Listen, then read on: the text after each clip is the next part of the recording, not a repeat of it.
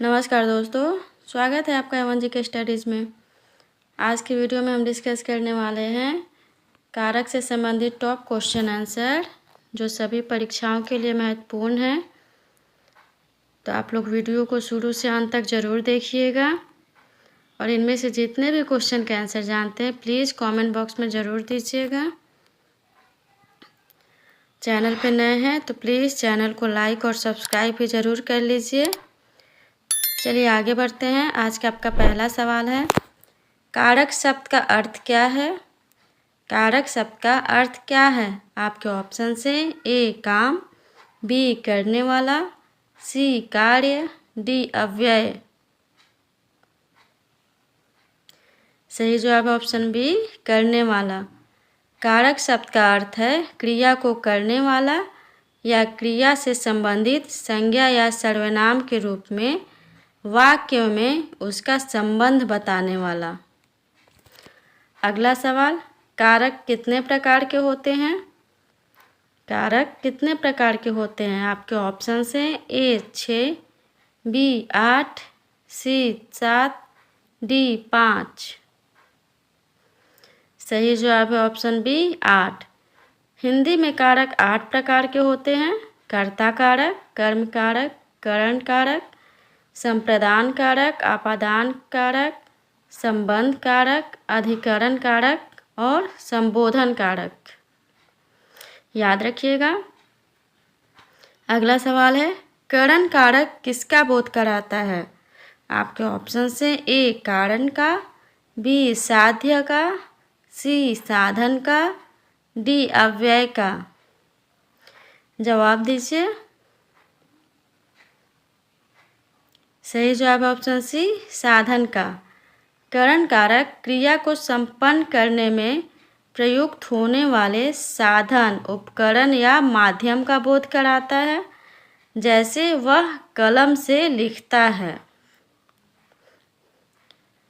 अगला सवाल, संप्रदान कारक की विभक्ति क्या है? आपके ऑप्शन से ए के लिए, बी में पर, सी को के लिए, डी से। बताइए। सही जवाब है ऑप्शन सी को के लिए। संप्रदान कारक की विभक्ति के लिए या को होती है, जिसका अर्थ है कि क्रिया किसके लिए की जाती है या किसे दिया जाता है। अगला सवाल, वह कुल्हाड़ी से वृक्ष काटता है। इस वाक्य में कौन सा कारक है?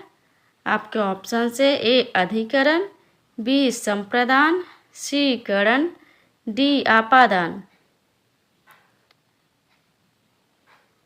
सही जवाब ऑप्शन सी करण। वाक्य वह कुल्हाड़ी से वृक्ष काटता है में से करण कारक की विभक्ति है, क्योंकि यहाँ कुल्हाड़ी क्रिया वृक्ष काटने का साधन है, जिसकी सहायता से किसी काम को अंजाम दिया जाता है, वह करण कारक कहलाता है। चलिए आगे बढ़ते हैं। अगला सवाल है, क्रिया का आधार सूचित करने वाला कारक कौन सा है? आपके ऑप्शन से ए कर्ता कारक, बी करण कारक, सी आपादान कारक, डी अधिकरण कारक। जवाब दीजिएगा। सही जवाब ऑप्शन डी अधिकरण कारक। अगला सवाल, आपादान कारक की विभक्ति चिन्ह क्या है? आपके ऑप्शन से ए को, बी से, सी में, डी के द्वारा। जवाब दीजिए। आपादान कारक की विभक्ति क्या है? सही जवाब ऑप्शन बी से। आपादान कारक की विभक्ति चिन्ह से अलग होने के अर्थ में है, जैसे वृक्ष से फल गिरता है। अगला सवाल, सीता राधा से सुंदर है। इस वाक्य में कौन सा कारक है? आपके ऑप्शन से ए करण, बी आपादान, सी कर्ता, डी संप्रदान।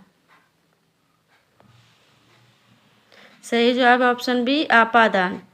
सीता राधा से सुंदर है, इस वाक्य में अपादान कारक है क्योंकि यहाँ दो व्यक्ति सीता और राधा के बीच तुलना की जा रही है। जब वाक्य में किसी चीज़ को किसी दूसरे चीज़ से अलग करने, निकलने, डरने या तुलना करने का भाव प्रकट होता है तो वहाँ अपादान कारक होता है। अगला सवाल, अरे, हे, अजी विभक्ति कौन से कारक की है? आपके ऑप्शन हैं ए संबंध, बी संबोधन, सी अपादान, डी अधिकरण। जवाब दीजिए। सही जवाब ऑप्शन बी संबोधन। अरे, हे, अजी यह सब संबोधन कारक के विभक्ति चिन्ह हैं। अगला सवाल, अपादान कारक का प्रयोग किस वाक्य में नहीं हुआ है? आपके ऑप्शन से ए राधा चाकू से सब्जी काटती है, बी बालक शेर से डरता है, सी अशोक रमेश से अच्छा है, डी छात्र गुरु से पढ़ते हैं। जवाब दीजिए। सही जवाब ऑप्शन ए राधा चाकू से सब्जी काटती है। राधा चाकू से सब्जी काटती है वाक्य में चाकू से करण कारक है। अगला सवाल, माँ बच्चे को दूध पिला रही है, इस वाक्य में किस कारक का प्रयोग हुआ है?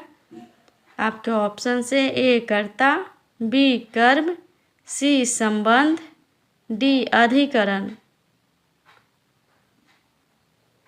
सही जवाब ऑप्शन बी कर्म। माँ बच्चे को दूध पिला रही है वाक्य में बच्चे को में कर्म कारक है। कर्म कारक का विभक्ति को होता है। अगला सवाल है, का, के, की विभक्ति कौन से कारक की है? आपके ऑप्शन से ए कर्ता, बी अधिकरण, सी संबंध, डी संप्रदान। बताइए का, के, की विभक्ति किस कारक की है? सही जवाब ऑप्शन सी संबंध।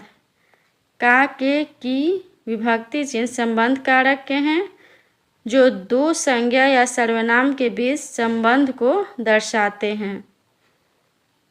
अगला सवाल, सुरेश ने पत्र लिखा, इस वाक्य में कौन सा कारक है? आपके ऑप्शन से ए कर्म, बी कर्ता, सी करण, डी संबंध।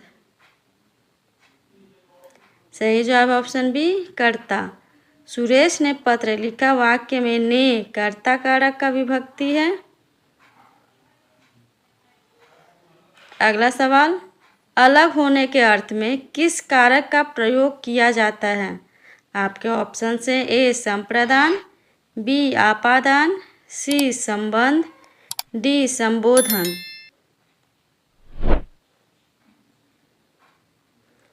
सही जवाब है ऑप्शन बी आपादान।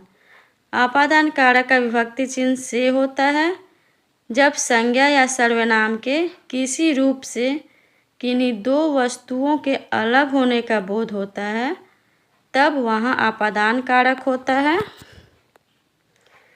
चलिए आगे बढ़ते हैं। अगला सवाल, कारक चिन्हों को क्या कहा जाता है? आपके ऑप्शन से ए अव्यय, बी संज्ञा, सी परसर्ग, डी संयोजक। बताइए कारक चिन्हों को और क्या कहा जाता है? सही जवाब है ऑप्शन सी परसर्ग। कारक चिन्हों को परसर्ग कहा जाता है। आज के लिए इतना ही। अगर वीडियो अच्छा लगा हो तो प्लीज़ चैनल को लाइक और सब्सक्राइब ज़रूर कर लीजिए। धन्यवाद।